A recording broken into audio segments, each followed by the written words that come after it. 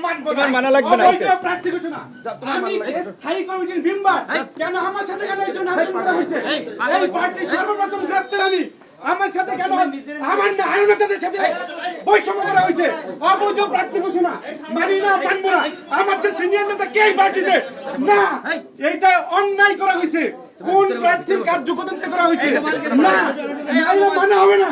আপনারা বৈষম্যের কথা বলে আপনারা বৈষম্য করেন। সর্বপ্রথম গ্রেফতার 18 সালে এই ভিডিও মানুষ ছিল না, মানুষ জানে না। আপনারা পরিকল্পিতভাবে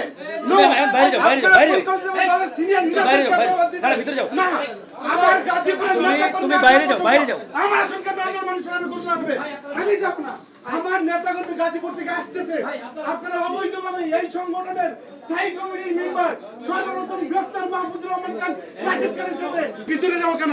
কথা বলবো না। আপনারা আমার আসলে নেপারিবা বৈষম্যের কথা বলে আপনারা বৈষম্য করতেছেন। হ্যাঁ, ঠিক আছে, কথা বলো, আসো, আসো। নো, তুমি আসো। আমার লোকাল তারপর আমি সরব না। তোমার লোকজন নিয়ে আসো, অসুবিধা নাই। করতেন আচ্ছা, এই আমি রিমান্ডে ছিলাম, আপনার সাথে রিমান্ডে থাকি না। তোমাকে মেয়র হবে। এই মাহবুব